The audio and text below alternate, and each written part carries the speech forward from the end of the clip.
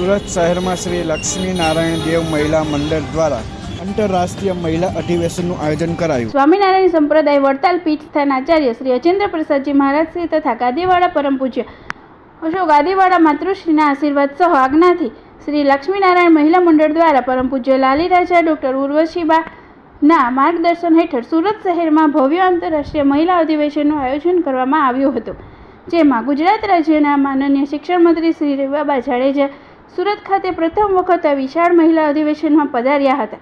સાથે સાથે ગુજરાત ભાજપ પ્રદેશ મહામંત્રી અને સુરતના પ્રભારી ડૉક્ટર શ્રી પ્રશાંતભાઈ કોરાટ પણ આ કાર્યક્રમમાં અંતર્ગત હાજરી આપી હતી.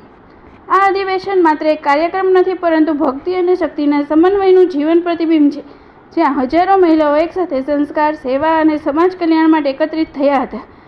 આ મહિલા મંડળ દ્વારા કરવામાં આવતા કાર્ય માત્ર ધાર્મિક નથી, પરંતુ સમાજના આરોગ્ય, શિક્ષણ, આત્મનિર્ભરતા અને રાષ્ટ્રીય જાગૃતિ સાથે સંકળાયેલ છે, જેમાં લાખો મહિલાઓ સક્રિય રીતે જોડાય છે. ખાસ કરીને સર્વાઇકલ કેન્સર મુક્ત ગુજરાત માટેનો સંકલ્પ, મફત સેનેટરી પેડ વિતરણ, કોરોના સમયમાં લાખો માસ્ક સેવા, પોષણ અભિયાન અને મિલેટ ઉત્સવ જેવા કાર્યક્રમો સમાજ માટે પ્રેરણાદાયી ઉદાહરણ બની રહ્યા છે. આ સમગ્ર કાર્યક્રમમાં આધ્યાત્મિક ઉર્જા, નારી શક્તિ અને સંસ્કારનો અનોખો સંગમ જોવા મળશે, જે દરેક માટે પ્રેરણાનું સ્ત્રોત બનશે.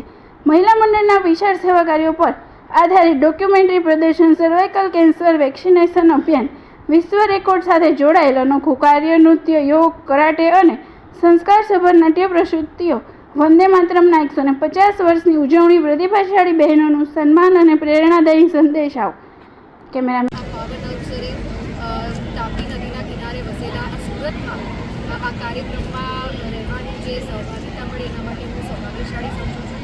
અને પરમ કૃપામાં પરમાત્માના આશીર્વાદથી આ સમગ્ર માધ્યમ દ્વારા રાષ્ટ્રહિત સર્વોપરીની ભાવનાને ચરિતાર્થ કરતું મહિલા સશક્તિકરણના એક ખૂબ જ સરસ આયામ સાથે આ મંડળ કાર્યરત છે, જેમાં સર્વાઇકલ વેક્સિનેશનની વાત હોય, આત્મનિર્ભરતાની વાત હોય, સ્વદેશીને વધારે બુલંદથી મજબૂતાઈથી બહેનોની વચ્ચે મૂકવાની વાત હોય, તો આવા ત્રિવેણી સંગમ સમા કાર્યક્રમમાં બધે આજે ઉપસ્થિત રહેવાની તક મળી એ બદલ હું ખૂબ હૃદયપૂર્વક આભાર માનું છું. અને આંતરરાષ્ટ્રીય મહિલા અધિવેશન શક્તિ અને ભક્તિનો સમન્વય પરમ પૂજ્ય સનાતન ધર્મ ધુરંધર 1008 આચાર્ય શ્રી અચેન્દ્ર પ્રસાદજી મહારાજશ્રીના શુભ આશીર્વાદથી તેમજ પરમ પૂજ્ય અખંડ સૌભાગ્યવંતા ગાદીવાળા માતૃશ્રીના શુભ માર્ગદર્શનથી દર વર્ષે આંતરરાષ્ટ્રીય મહિલા અધિવેશનનું આયોજન કરવામાં આવે છે. તેવી જ રીતે આજે 22 માર્ચના દિવસે આંતરરાષ્ટ્રીય મહિલા અધિવેશનનું આયોજન કરવામાં આવ્યું છે.